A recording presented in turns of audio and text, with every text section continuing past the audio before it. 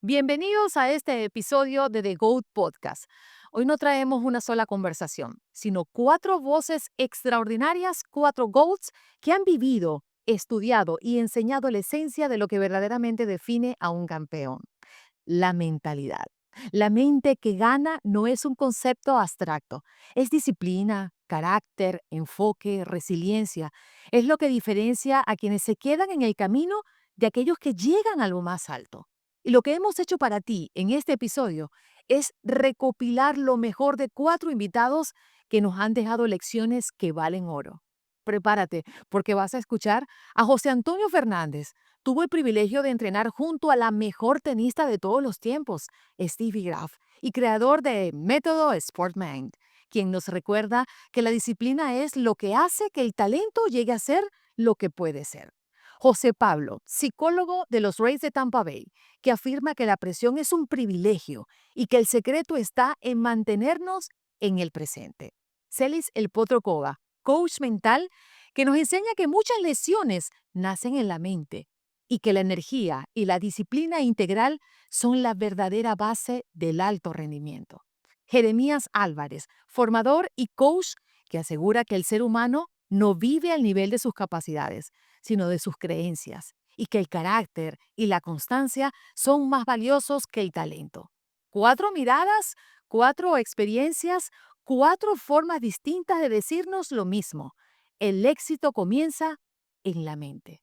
Este episodio especial es una invitación a escuchar, reflexionar y aplicar estas herramientas en tu vida, porque aquí creemos firmemente que la disciplina supera el talento. Y si quieres seguir recibiendo este tipo de conversaciones y especiales únicos, bueno, suscríbete ahora mismo a nuestro canal de YouTube. Es la mejor manera de apoyar este proyecto y asegurarte de que no te vas a perder ningún episodio de The GOAT Podcast, porque lo que viene superará lo que has visto. Este episodio es presentado por Squad, la plataforma que transforma la gestión de academias deportivas. Si diriges una academia y te abruman los registros, pagos y organización, Squad lo soluciona en un solo lugar. Menos caos, más deporte. Actúa ahora. Las leyes están cambiando rápido y no hacerlo a tiempo puede poner en riesgo tu permanencia en Estados Unidos. Agenda tu consulta gratis con el abogado Jaime Vázquez al 214-833-3277. Te asesora en asilo, defensa contra deportación, peticiones familiares y más. JaimeVázquezLegal.com. Hoy abrimos este especial con un invitado que nos recuerda que la verdadera grandeza nace en la mente. José Antonio Fernández, creador del método SportMind, se formó en las canchas acompañando a una leyenda irrepetible, Steffi Graf.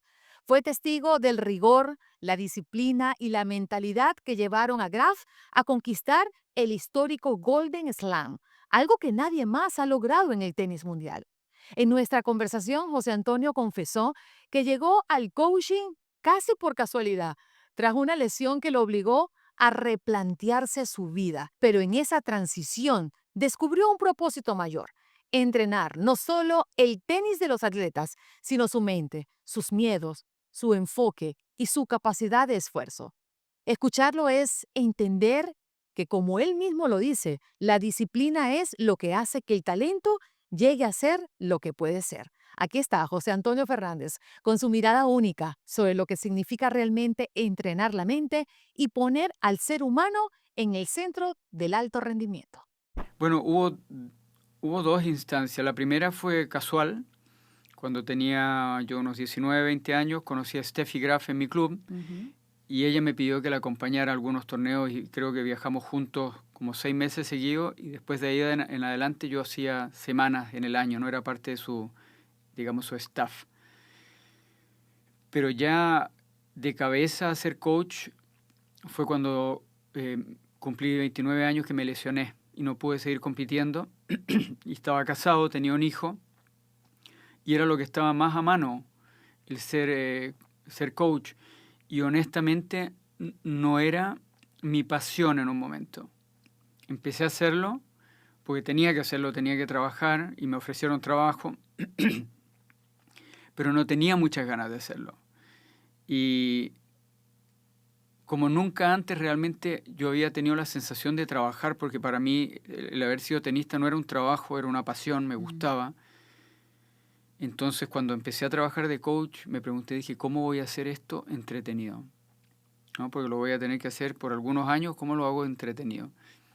Y ahí empecé a investigar cada vez más a profundidad el tema de la mente. Y de entender al ser humano que tenía al otro lado de la cancha, ¿no? A mis alumnos.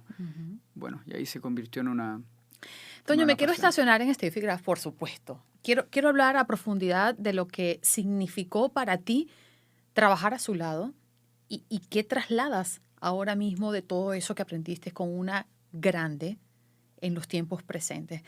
Steffi Graf conquistó algo que nadie ha conquistado en el mundo del tenis, lo que le llaman el Golden Slam, conseguir los 4 torneos grandes y la medalla de oro en Juegos Olímpicos en un solo año.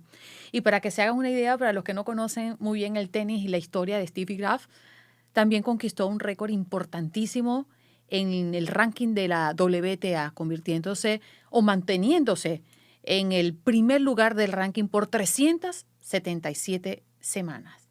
¡Wow! Increíble, ¿no? Sí, increíble. Bueno, la verdad es que a ella también la conocí por casualidad, porque ella entrenaba en el club donde yo jugaba interclubes en Alemania. Venía de vez en cuando y un día estábamos entrenando en las canchas del lado. Ella en una y yo en otra. Y cuando terminó me dijo si jugábamos un rato en la tarde. Y yo la verdad que hasta ahí no tenía mucha idea quién era, ¿no? Oh. Y le dije que sí. Y cuando llegué a la tarde al club, estaba el parking lleno de gente esperando para vernos entrenar. Oh, wow. Y ahí me enteré quién era esta niña, ¿no? Y bueno, entrenamos alguna vez y creo que a la semana su coach de ese momento se casaba y me pidió si la podía acompañar yo. Le caí bien, nos caímos bien, entonces bueno, empecé a viajar con ella. Entonces esa primera parte fue casualidad. Obviamente el que más aprendió en ese proceso fui yo, mucho más que ella. Yo era joven, no tenía tanto para entregarle, no más que mi nivel tenístico para que ella entrenara bien y alguna cosa que yo pudiera observar. Pero yo aprendí, creo que vi por primera vez lo que significaba ser profesional. Y lo comparaba conmigo y yo decía, guau, tú no eres profesional, no eres un turista del tenis, ¿no? Ella hacía las cosas de otra manera, con otra mentalidad, con otro orden, otra disciplina. Así que fue un tremendo aprendizaje. ¿Cómo para lo mí. hacía Steffi Graf? ¿Cómo lo hacía? ¿Cómo lo lograba? Bueno, a lo mejor esto es un reflejo de lo que hacía ella. Ella, por ejemplo, quedábamos de entrenar a las 8 y a las 8 ella estaba empezando y decíamos de 8 a 10 y a las 10 estaba terminando. Y en ese momento, entre 8 y 10, era una intensidad y un enfoque que yo no he visto. No he visto ni en muchos grandes, no he visto. No había conversa, no habían pausas para sentarse, la toalla en la reja y un poco de agua y jugar y jugar y jugar con una intensidad de loco. Yo no estaba acostumbrado a eso, yo me moría físicamente y ella aguantaba. Y bueno, eso fue lo primero que me llamó la atención. Dije, qué increíble la cabeza que le puede meter a esto que está haciendo, ¿no? Entonces ella era súper disciplinada con eso. Y digo también a veces que paraba cuando tenía que parar, porque hay muchos tenistas que dicen, no, uno más, dos más, 10 minutos más, y al final esas cosas yo creo que producen desorden y cansancio extra. Ella era un reloj haciendo lo que hacía. Entonces su tenis, su preparación física, su descanso, sus ratos libres, estaba todo muy organizado. Y sí, tenía una mente admirable. Cuando trabajaste con ella, Toño, ¿qué exactamente hacías? Yo jugaba con ella, era su sparring. Oh. Entonces jugábamos mucho tenis, ¿no? Mucho tenis.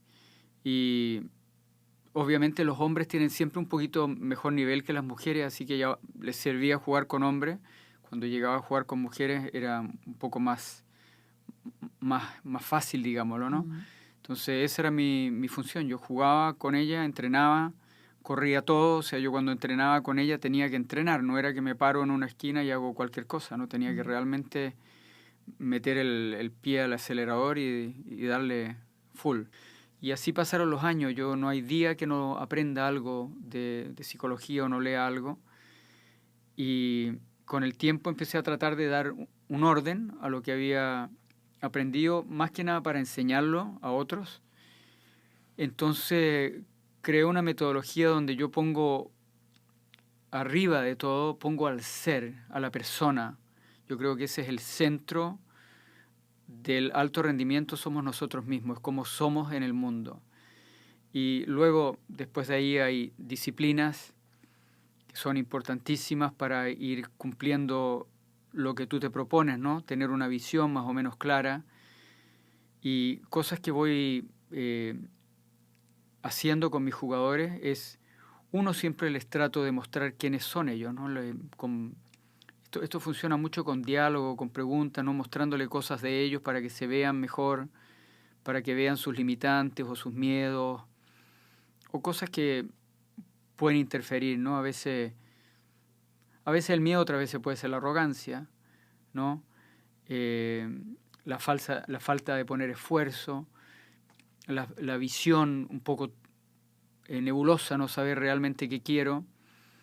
Entonces esas cosas las vamos conversando y dentro de las disciplinas hay muchas, ¿no? Yo agarré algunas que se me hicieron fundamentales, como aprender a manejar tu energía. Esos son los básicos, ya lo dije un par de veces creo acá, el dormir, comer bien, entrenarse físicamente. Yo creo que eso le sirve a todo el mundo, no solo a los deportistas, porque te levantas con mejor energía en el día, entonces tu cabeza funciona mejor, tu cuerpo funciona mejor. Después la capacidad de enfoque, de cómo puedes poner tu atención en una cosa y no en tantas, ¿no? A la vez, para que no se disperse tu energía. Importantísima la capacidad de poner esfuerzo, porque eso también hay que aprenderlo. No todo el mundo sabe poner esfuerzo, ¿no? Y cuando uno tiene niños, 12, 13, 14 años, ellos no saben realmente el esfuerzo necesario para llegar a ser bueno. Entonces creen que esto que hacen es suficiente y tienen que ir de a poco aprendiendo a poner más esfuerzo. Y no todos lo aprenden. Cuando hablas de esfuerzo, hablas de tiempo, de esfuerzo físico, de dedicación, de enfoque. ¿A qué te refieres cuando hablas del esfuerzo? De todo eso. Todo eso, porque el tenis realmente es un deporte súper complejo. Requiere de muchas piezas para que cada persona pueda lograr su máximo, ¿no? Y el máximo de cada uno no es ser número uno del mundo, ¿no? Hay algunos que llegan a eso, otros llegan a menos, pero a mí lo que me gusta es tratar de que cada persona desarrolle el potencial que tiene a disposición.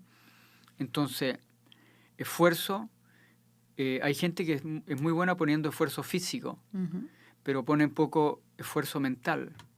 Les cuesta cuando las cosas se ponen difíciles o cuando se tienen que enfocar en algo o enfocarse en ellos mismos o cambiar un hábito de conducta, les cuesta.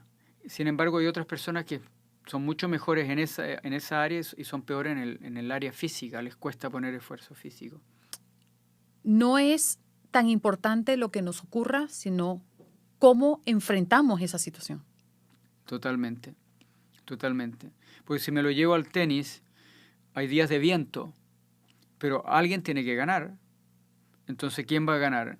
El que maneja mejor la situación, ¿no?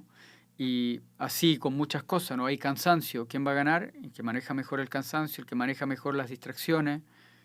Ayer, hoy en la mañana leía que Zverev en Buenos Aires estaba muy molesto por el público argentino.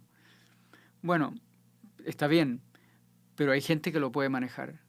Obviamente el que gana el torneo lo va a manejar, ¿no? Él no pudo, entonces su problema fue externo para él, pero la verdad que su problema fue interno, que él no lo pudo manejar.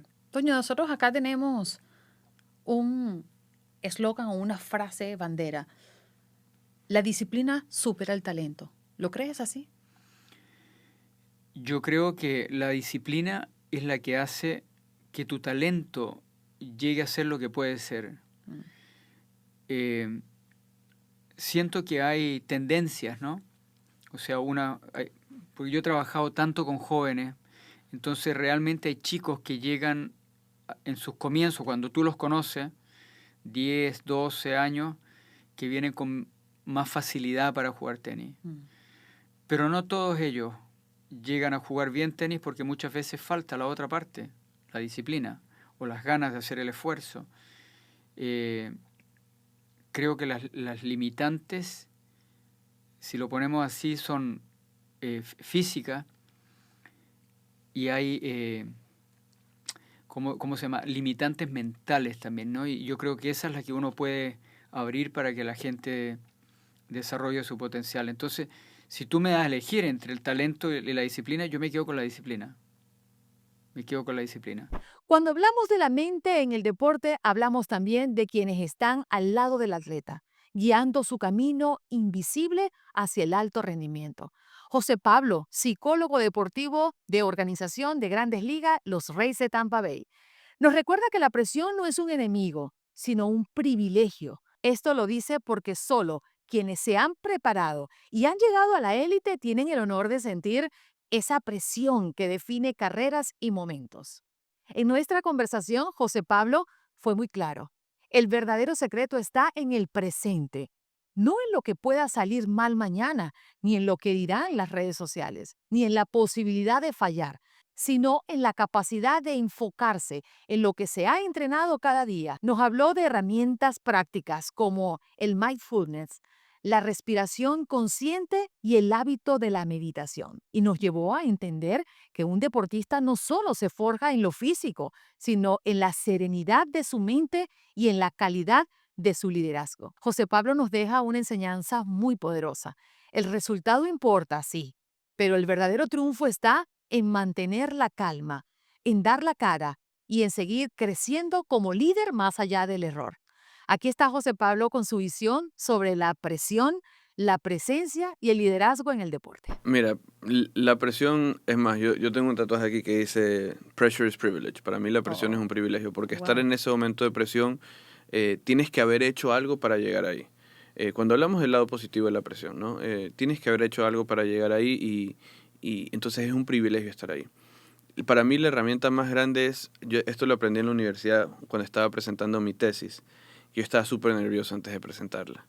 Y el psicólogo que era mi counselor para dar la tesis me dice, José, tú hiciste este estudio, tú hiciste la investigación, tú conversaste con la gente, tú eres el experto en el tema.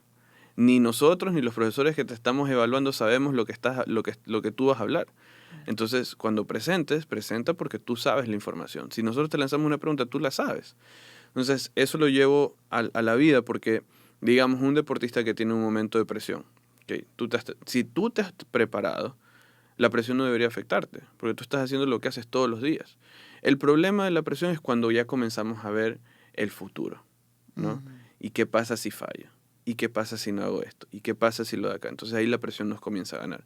Pero si nosotros estamos seguros de la preparación que tenemos, nosotros sabemos que, digamos, hablando de un deportista, entrena todos los días, hace pesas todos los días, come bien todos los días, duerme, descansa, trabaja la parte mental todos los días. Entonces tú le puedes poner a ese deportista el momento de presión, falles o no, ¿por qué te debe afectar? Claro, pero para el deportista no es importante pensar en el futuro. Te voy a poner un escenario. Serie Mundial, 9º inning. Eres el último, se está jugando el último out y estás perdiendo por una carrera abajo. Y las bases están completamente llenas. Ok, yo cuando pasan este tipo de escenarios, yo siempre hay algo como para entender esto que vamos a conversar ahorita. Siempre el deportista para mí tiene que separar el lado personal del deporte. O sea, el día de mañana, digamos, deportista X está en esa situación. Saliendo de ahí, si tú lo sacas de esa situación, va a seguir siendo papá, va a seguir siendo hijo, va a seguir siendo hermano, sobrino, etcétera, etcétera, etcétera. Tenemos todas estas partes en nuestra vida de quién somos. Entonces, mi pregunta sería para el deportista que va a vivir esa situación sería, ¿qué pasa si fallas? ¿En qué cambia la vida? De verdad, o sea, más allá, quítale el deporte, ¿en qué cambia?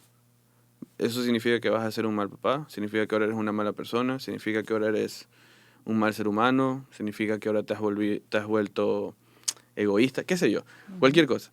Y si tú quitas todas estas capas, en realidad no pasa nada. ¿Me entiendes? Big picture. No pasa nada. Pero obviamente, teniendo en cuenta la situación, lo que tú quieres es que el deportista se enfoque en el presente.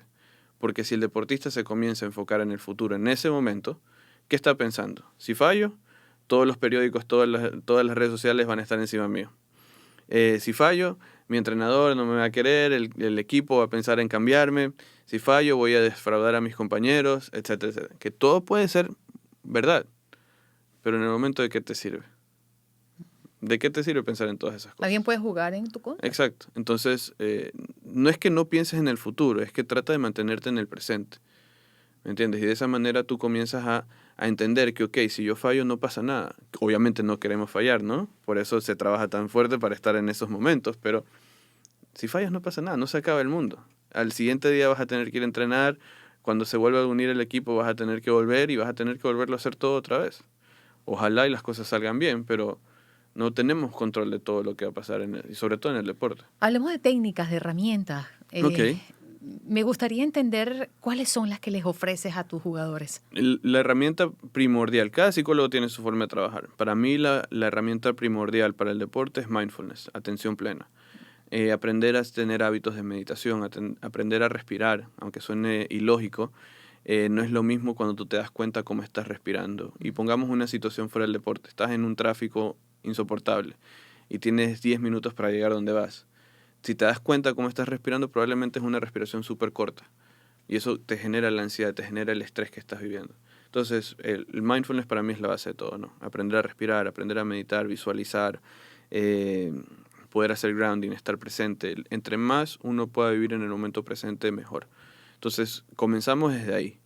Y desde ahí, pues, vienen todas las otras herramientas, que si, cómo son tus hábitos, rutinas, escribir en un diario, ya sea deportivo o personal.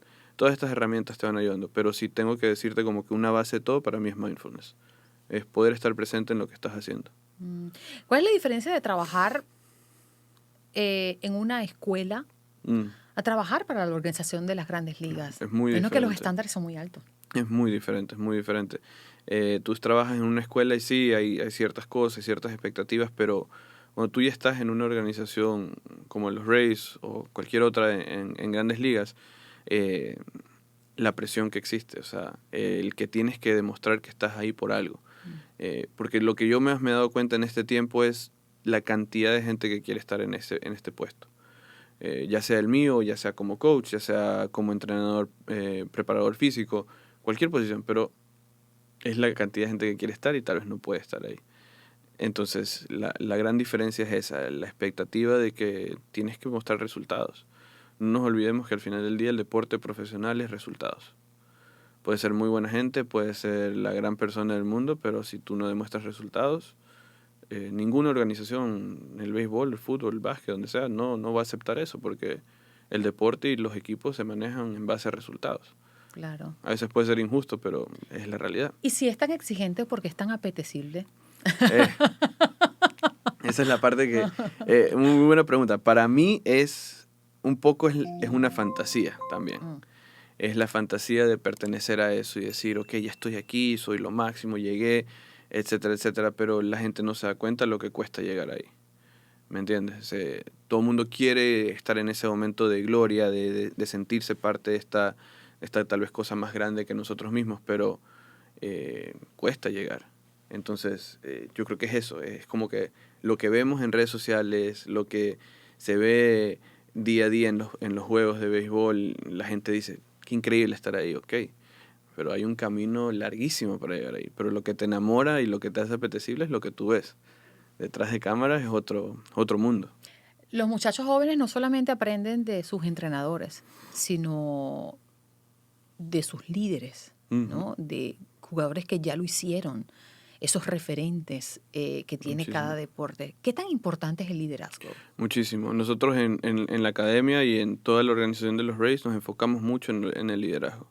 Si bien tenemos herramientas separadas, por ejemplo, tenemos nuestras herramientas de P&D o de psicología deportiva, que son como cosas como respiración, visualización, awareness, todas estas herramientas que usamos, pero también tenemos el lado del liderazgo, y el lado del liderazgo se basa en valores, ¿no? Como el respeto, la honestidad, la responsabilidad personal, ser líder, ser positivo, todas estas cosas que para nosotros en los Rays es lo que te hace ser un líder. Entonces, para contarte un poquito, nosotros hacemos prácticamente psicología deportiva toda la semana, pero los miércoles siempre es miércoles de liderazgo.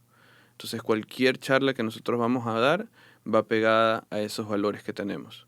La idea es que vamos creciendo, vamos ayudando a que el jugador crezca, pero como líderes. Sabemos que todos los chicos no van a llegar, ¿verdad? No van a llegar a grandes ligas, es una realidad.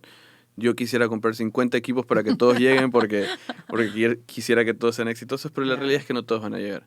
Pero digamos que de 10 llegue 1 o 2 a grandes ligas, ¿no? Probablemente avanzan, pero tal vez no llegan los 10 a grandes ligas, pero que llegue 1 o 2 lleguen a grandes ligas. Sería un éxito total, pero en el camino que se vayan forjando como líderes, para que en el momento que lleguen a grandes ligas, no tener que ahí recién aprender a ser líder, sino que vienen desde la academia con estas herramientas, con estos valores de liderazgo que tenemos en la organización. ¿Qué pasa cuando un líder lo hace mal? Lo va a hacer mal, es que se va a equivocar igual. Para mí la gran diferencia ahí es que el líder sepa reconocer eso.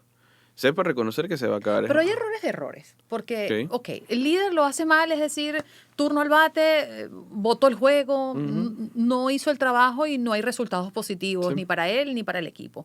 Pero cuando un líder se dopa, cuando un líder tiene un arrebato, cuando un líder comete una infracción voluntariamente, los que están abajo intentando copiar esa figura, obviamente deben tener un encuentro, un tema psicológico que dice, bueno, si él lo hace, yo lo puedo hacer. Claro. ¿Cómo manejas eso? Para mí ahí tiene que salir la parte del... Pues, si eres líder, te vas a equivocar. Digamos que son estas infracciones más de liderazgo, por ponerlo de una manera, que no sea del juego, porque el juego te vas a equivocar. Voluntario. Algo voluntario, que hiciste algo mal.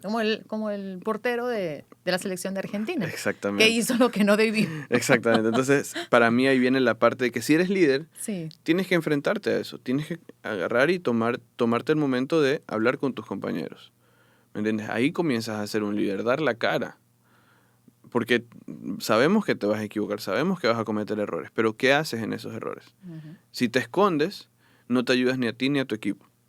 Si das la cara, puede ser que igual las cosas salgan mal, porque tú puedes ir a dar la cara a tu manager, a tu equipo, puede ser que el equipo te diga, ¿sabes qué? Muchas gracias, hasta aquí llegamos, te vamos a cambiar, o se hace release, se acaba el contrato, o puede ser que el equipo te diga, está bien, no lo vuelvas a repetir, pero al dar la cara, tus compañeros se dan cuenta que tú diste la cara. Cuando hablamos de mentalidad en el deporte, no podemos dejar por fuera a alguien que ha hecho de la conexión entre cuerpo, mente y espíritu su bandera. Celis El Potro Cova es coach mental y especialista en prevención de lesiones en atletas de alto rendimiento. Su historia es única. Mientras estudiaba fisioterapia y anatomía en paralelo, aprendí a meditar, a sanar y a comprender cómo las emociones y los pensamientos son capaces de fortalecer o vulnerar el cuerpo de un atleta. Para él, las lesiones no siempre comienzan en lo físico. Muchas veces tiene un origen en lo mental. Y nos recuerda que el verdadero reto no es solo entrenar músculos, sino también la energía, las emociones y la disciplina integral que sostienen al deportista dentro y fuera del campo. En nuestra conversación nos relató anécdotas impresionantes junto a Aroldis Chapman, a quien describió como un extraterrestre por su genética, su mentalidad y sobre todo por su disciplina sin reloj. Entrenar de madrugada, incluso después de compromisos o celebraciones, porque para él el trabajo nunca se detiene. Celis lo resume con una verdad que atraviesa todo el alto rendimiento.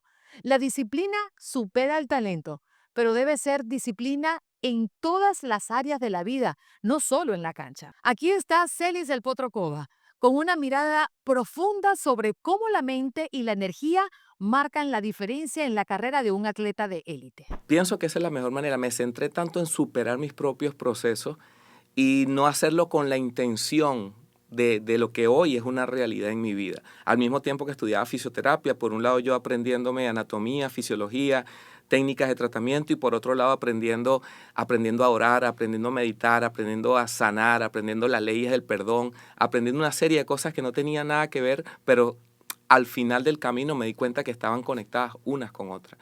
Y hoy son la columna vertebral del programa que yo doy con todo el amor del mundo para la bendición de otros atletas. Dices que las herramientas médicas no determinan si un atleta está realmente sano. Sí. Eso me lo dijiste en una conversación previa que tuvimos a este episodio. ¿Por qué? Porque es la consecuencia. Cuando tú tratas como la parte física, la parte médica, con todo el respeto, no quiero pasar por encima de nadie, pero es la consecuencia. Es como un bombero que apaga un incendio. Tú estás apagando la consecuencia de algo que ya sucedió. Pero ¿cuál fue el origen del incendio? ¿Fue un circuito que se quemó? ¿Fue una fuga de gas? ¿Fue que estuvieron jugando con líquidos inflamables? Eso es lo que resuelve realmente la salud. Y eso lo sabemos con los patrones de pensamiento, con las emociones, de cómo vive ese ser humano en las cosas que no se ven, para que luego las puedas tratar. ¿Puedes decirme, o estoy entendiendo que las lesiones no necesariamente vienen de lo físico, sino que también pueden venir de lo mental? Totalmente, totalmente. ¿Cómo es eso? Hay dos tipos de lesiones. Aquí te voy a hablar, digamos, desde el punto de vista fisioterapéutico. Hay dos tipos de lesiones deportivas, las lesiones por sobreuso y las lesiones traumáticas. Digamos por sobreuso, algo que tú de manera repetitiva fatigas el tejido, fatigas la proteína a un punto tal que la desnaturalizas, que ya la proteína no funciona de la misma manera. Inflamaciones, irritaciones de cualquier tipo de tejido. Y tienes las otras lesiones traumáticas que se generan a través de un accidente, una torcedura de tobillo, un pelotazo, ¿sabes? Cualquier tipo que sea inesperado. ¿Qué sucede? Desde otro lado, desde el punto de vista, digamos, no físico, espiritual, metafísico, esto tiene un origen de un patrón mental o un patrón de pensamiento, donde dejas a un área del cuerpo en vulnerabilidad para que reciba cualquier tipo de lesión. Aquí te estoy dando algo que quizás muchas personas no están listas para esa conversación o va a ser criticado esto que estoy diciendo, pero así funciona. Cada parte de nuestro cuerpo tiene una capacidad de ser protegida por patrones de pensamientos y emociones. Cuando tú vulneras ese patrón de pensamientos y emociones, dejas desprovisto esa parte. ¿Cuántas acciones deportivas violentas no existen y el atleta sale, se va y no pasó absolutamente nada? ¿Cuántas acciones deportivas sencillas generan un trauma grandísimo en algún atleta? ¿Qué sucede? Esto se tiene que tratar con mucho respeto, porque cada ser humano tiene un proceso individual y merece respeto. No es para criticar, para nada. Es simplemente una bandera de indicación donde va a estar indicado el tratamiento. Más o menos por ahí van. ¿Y consideras que las lesiones, o la mayoría de las lesiones hoy por hoy de los atletas de alto rendimiento, vienen de lo físico o de lo mental? De lo mental, y no solamente actualmente, desde el inicio de los tiempos. Lo que sucede es que muchos autores se han dedicado, como Lucy Hay, Joe Dispenza, se han dedicado a especializarse en esta área y nos dan respuestas científicas de algo que ha sucedido de todos los tiempos. La diferencia es que hoy tenemos más información, más conocimiento y un nivel de conciencia completamente diferente. ¿Por qué crees que es un error de los atletas de hoy, bueno, o de cualquier momento, en cualquier situación, que creen que estar bien y apto para jugar en la élite tiene que ver más con lo físico que con lo mental? Sí, no es un error, es una parte del pastel. Y el error estaría en creer que ese es todo el pastel. Es una parte del pastel, es una parte importantísima y fundamental. Pero si no cuidamos el resto del pastel, el resto de áreas, todo ese trabajo y ese esfuerzo que estás haciendo no va a servir absolutamente para nada. ¿Cómo le haces entender eso a un atleta? En primer lugar, con el ejemplo. Esa es, digamos, la mejor bandera, el ocuparme en mi vida de hacer ese tipo de cosas. Yo no soy un atleta de alto rendimiento, no pretendo competir ni ser superior a ningún atleta de alto rendimiento, pero llevar en el ecosistema de mi vida, mi filosofía es lo fundamental. Uno, y después con argumentos, bien sea en la historia de su carrera o bien sea con la historia de otros atletas, y decir, mira, lo que sucede cuando no se toman las mejores decisiones a nivel mental, a nivel emocional, es un 2x3 el día de mañana se va a convertir en una lesión. Hablas mucho de energía. Totalmente. ¿En qué se traduce en lo práctico? Excelente pregunta, porque yo precisamente cuando me meto en este tema soy muy pragmático, soy el primero que no cree en nada de eso. Y lo que quiero es simplificar y que me demuestres con hechos reales cómo se come eso, como decimos nosotros en criollo, cómo se come el tema de la energía. Porque yo puedo decir la energía es una magia invisible que se ve y que está entre nosotros. No, dime de qué se trata la energía. En mi programa desarrollé 20 ítems que a lo que se refiere parte de la energía. Hay autores que manejan 7, pero yo lo adapté al mundo del béisbol, que es el área donde yo me desempeño. Energía, número 1, es la comunicación que tenemos nosotros como seres con el mundo exterior.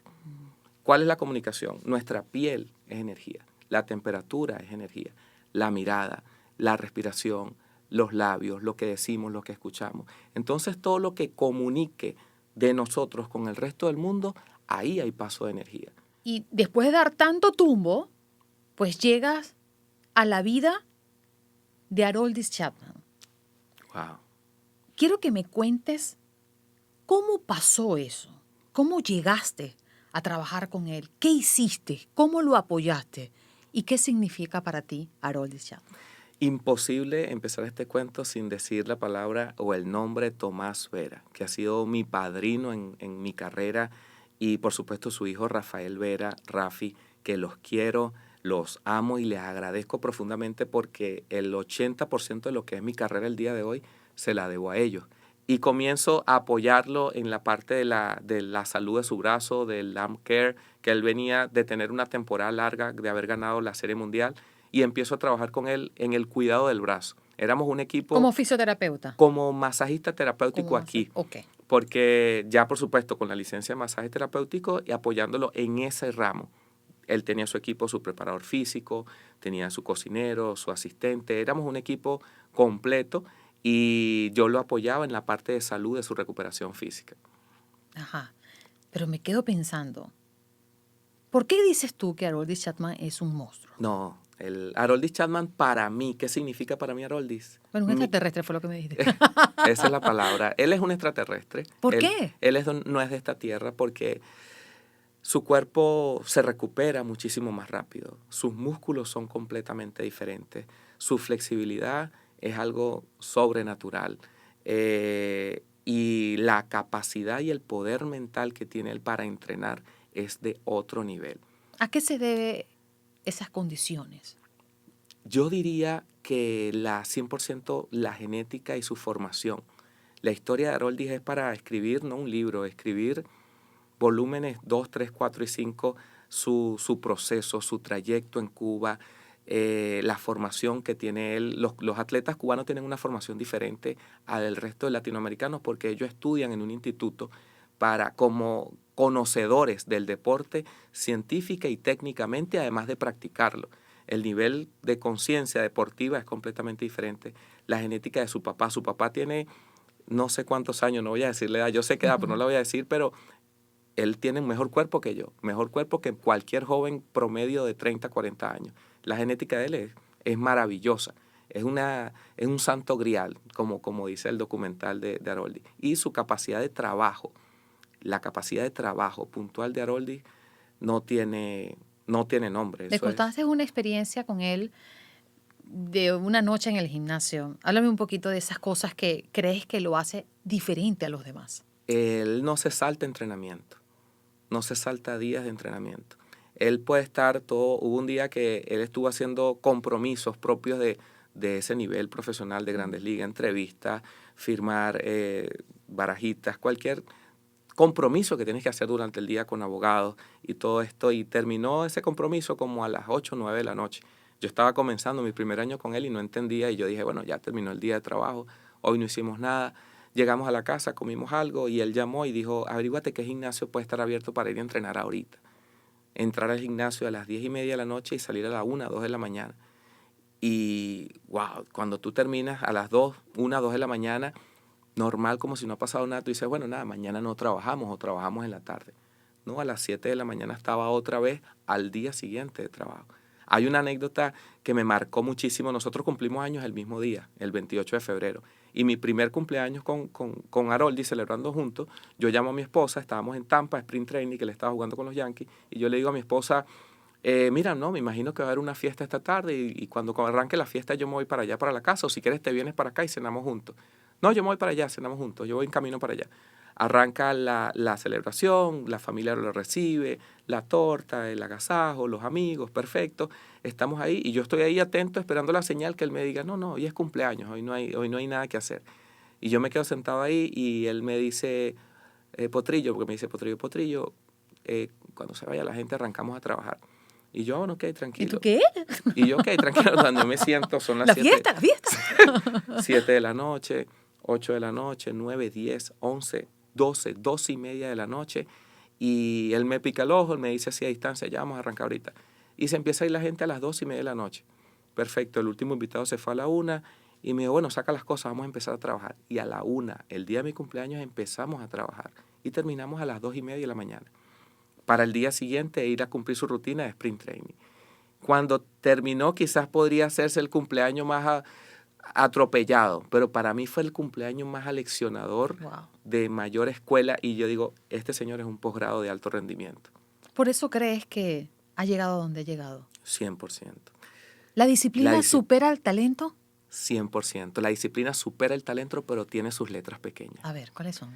Para mí, las letras pequeñas es no solo la disciplina dentro del campo, no solo la disciplina para trabajar, es la disciplina como familia, es la disciplina en las relaciones de amigos, es la disciplina en lo que se piensa, en lo que se dice, en lo que se escucha, es la disciplina en tu día a día, es la disciplina en quién se vincula contigo, cuál es tu entorno, qué tipo de relaciones tienes.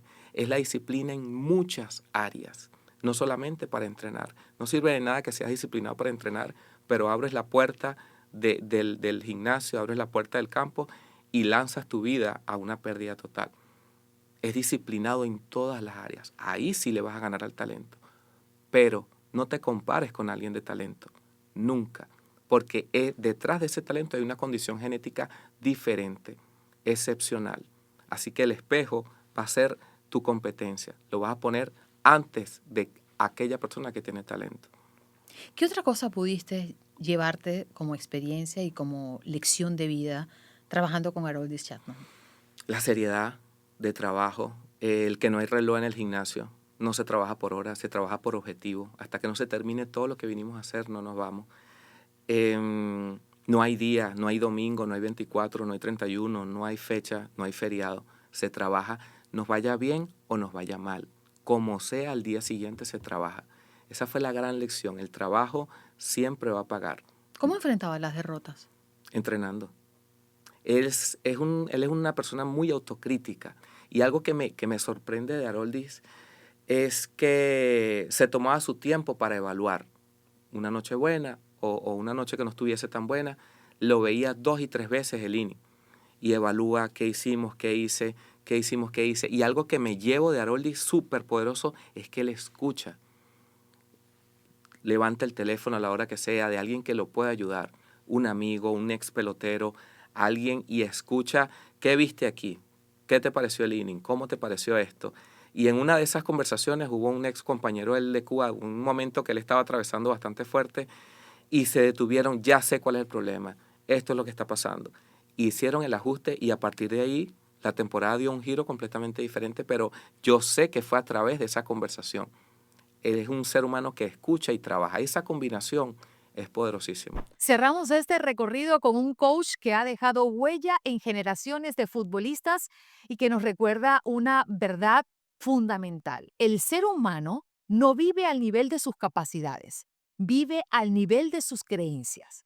Jeremías Álvarez ha acompañado procesos históricos con selecciones juveniles de Venezuela y a través de su trabajo ha demostrado que la identidad y las creencias moldean mucho más que el talento visible en un entrenamiento. Para él, el gran desafío de un atleta no es la técnica ni la condición física, sino reconocer, construir su mapa de identidad y asumir quién es realmente. En nuestra conversación, Jeremías compartió que cuando un jugador logra unir su talento con una creencia firme en sí mismo, entonces se vuelve posible lo extraordinario. Y lo ejemplificó con historias memorables. Desde la clasificación de las sub-17 y sub-20 a mundiales hasta la inspiración de figuras como Cristiano Ronaldo, Tom Brady y Jesse Owens, quien nos enseña que la constancia, el carácter y la disciplina pesan más que el talento natural.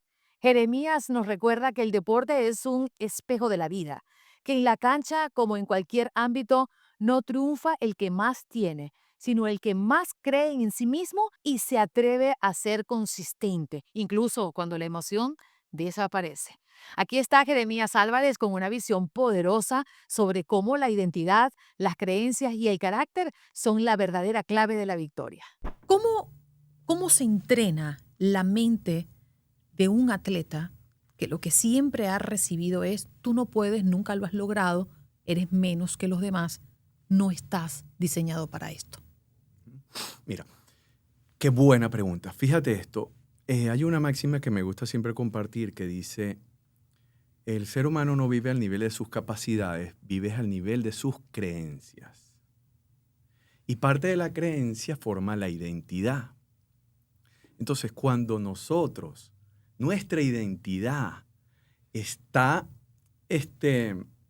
identificada con que no vales, no puedes, así tú vas a responder. O sea, somos una consecuencia de lo que nosotros creemos que somos, no de lo que somos.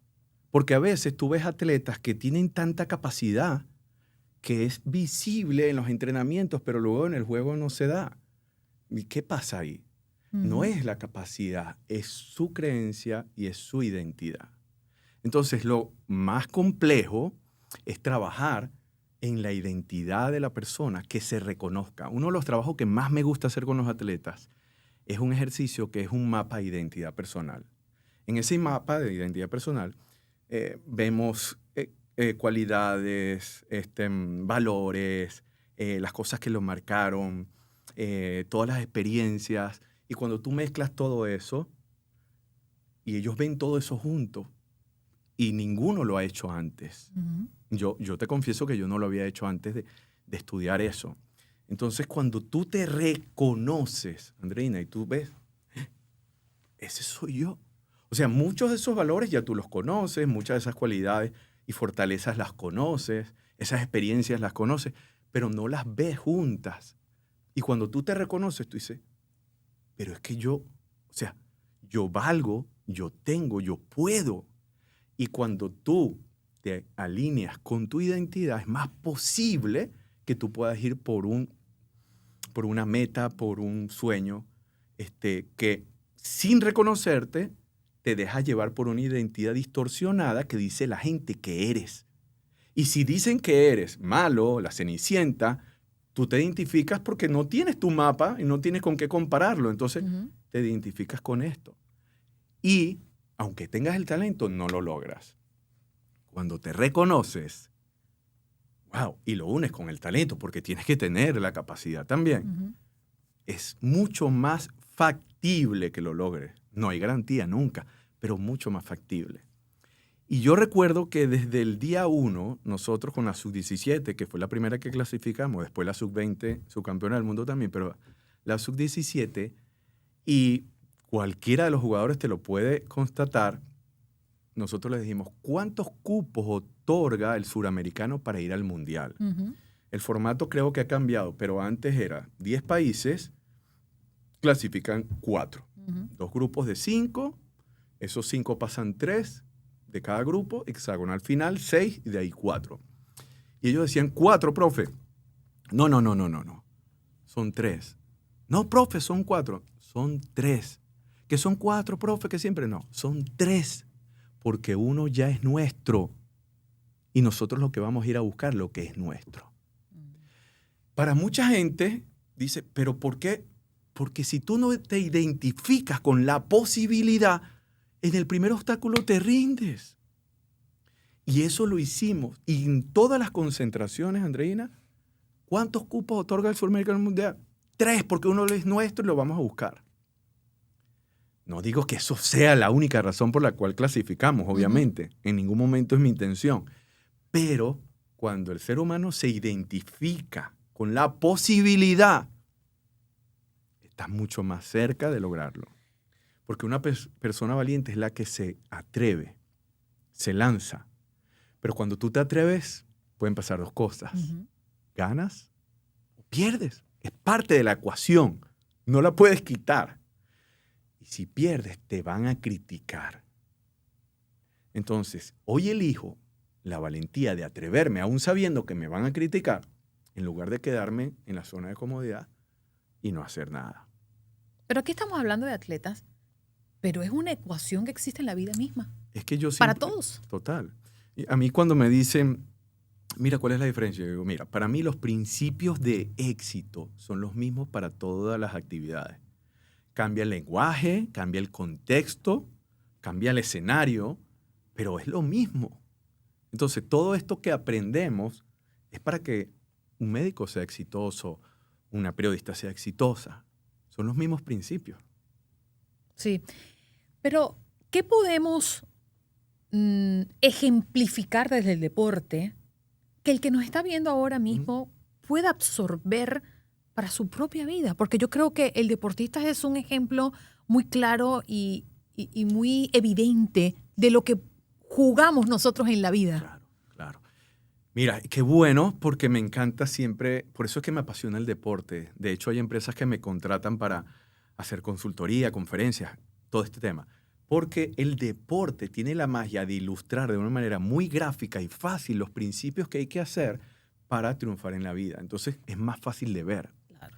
Y hay una película que es la historia de Jesse Owens, este atleta afroamericano, que fue el primero en ganar, creo que 4 medallas de oro olímpicas en los Juegos de Berlín que organizó Hitler previa a la Segunda Guerra Mundial. Esa película es una belleza. Y en esa película hay una escena que me impactó y yo me la agarré para mí como parte de mi propósito de vida. Estaba yo comenzando con la selección de Venezuela y ahí como que dije, wow, esto es lo que quiero hacer. Porque hay una escena donde está el Comité Olímpico Norteamericano debatiendo si van o no a participar en esos Juegos Olímpicos. Los estaba organizando Hitler. Todo el mundo sabía todo lo que podía venir. Y Estados Unidos en su delegación tenía judíos y afroamericanos. Claro. Imagínate, todo en contra de lo que quería Hitler. Entonces están debatiendo, ¿vamos o no vamos? ¿Cómo vamos a ir con esto? Y están debatiendo no ir y se para una persona del Comité Olímpico Norteamericano y dice, no. Ustedes no saben, nosotros tenemos que ir a juro, porque el deporte es la inspiración de los pueblos, es la inspiración de las naciones. Las personas necesitan ver personas comunes y corrientes que se dedicaron a perseguir un sueño y alcanzan algo. El deporte es la inspiración de las naciones. Wow. Yo viendo eso, yo digo, Poderoso. yo tengo que hacer lo que sea para que mi país vaya a un mundial. O sea, agregar mi granito para que vaya a un mundial. Y lo logramos, sub-17 y sub-20. Nos faltó la grande. Por X razón, nuestro proceso se truncó. Pero yo no te lo digo desde el ego, Andreina, te lo digo desde el amor por mi país, por mi profesión, por el equipo técnico que tenemos. Yo estoy convencido de que nosotros podíamos ir. Totalmente.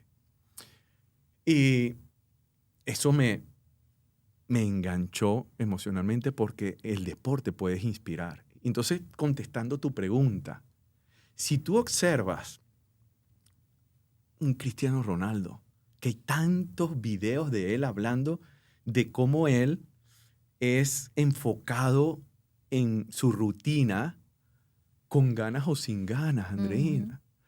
¿Cuál es uno de los mayores obstáculos del ser humano? La consistencia, la constancia, porque lo hacemos en base a nuestro estado de ánimo.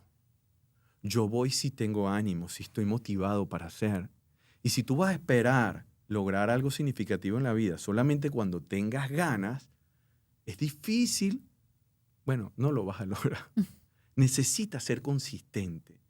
Y la consistencia tiene que ver con que un contrato contigo mismo de que tú decidiste, yo voy a hacer esto todos los días. No, si mañana tengo ánimo, voy. No, todos los días. A mí me encanta siempre decir esto porque hay una industria en el mundo que los primeros días de enero tiene un pico de crecimiento impactante. Pero a finales de enero y a mediados de febrero ya ese pico baja a su estado natural hasta el final del año. ¿Sabes cuál es? ¿Cuál? No. Los gimnasios. Ah, bueno, claro. En enero todo el mundo se inscribe. Los gimnasios. ¿Por qué, Andreina? Porque todos los primeros del año la gente toma decisiones emocionales. Este es mi año, ya tú vas a ver, voy a estar físicamente bien, vamos a hacer esto. Se ponen todas sus metas de vida del año, pero desde la emoción. Cuando la emoción se va el compromiso. Por eso que me gusta una frase que dice que el carácter es aquella persona que tiene la habilidad de llevar a cabo una decisión de valor una vez que la emoción de haber tomado esa decisión pasó. Entonces el deporte te enseña el carácter, porque los que llegan son personas de carácter, no de mal carácter. Confundimos a veces. Impresionante cómo nuestros países confunden muchos términos. Entonces carácter lo ven como una persona que fuerte es ella. No, capaz que tienen mal carácter. Ujú. Entonces el carácter es la persona que si dijo que iba a venir, tú puedes confiar que va a venir. Y eso te lo enseña el deporte. Los que llegan es por carácter, no es por talento. Tristemente lo digo porque es así, sobrevaloramos el talento y subvaloramos el carácter. Pero si tú evalúas a los mejores atletas del mundo, la mayoría tenía más carácter que talento. Ujú. Y hay un caso que me encanta, Tom Brady. Oh. Mira, LeBron James me fascina. ¿En qué pick estaba LeBron James? En el 1, cuando lo escogieron en el draft. En el 1. ¿Y en qué se convirtió? No vamos a decir que en el 1, porque Michael Jordan y muchos, ¿verdad? Pero en uno de los mejores de la historia, ¿cierto? Correcto. Tom Brady, en un deporte de más de 100 años, hay uno solo con 7 anillos de Super Bowl. Uno solo, Andreina. ¿Y en qué pick estaba él en el draft? 199. Me encanta. Inclusive, él fue titular por suerte, porque el que estaba como quarterback, Exactamente. pues no podía. Y bueno, Exactamente. dale. Y nadie creía en él. Exactamente. Nadie lo apostaba. Sin embargo, para llegar ahí, le costó mucho más. Ya tú llegaste a un punto donde él ya estaba casi listo. Pero los scouts decían que no corría bien, que no tenía las habilidades, que no servía. 199 y se convirtió en el 1. Talento, no. Carácter, disciplina, enfoque, consistencia, buscar todas las habilidades. Él es uno de los atletas que dice que la meditación era una de sus herramientas mentales más importantes. Él comenzó a buscar todas las posibilidades para potenciar su talento.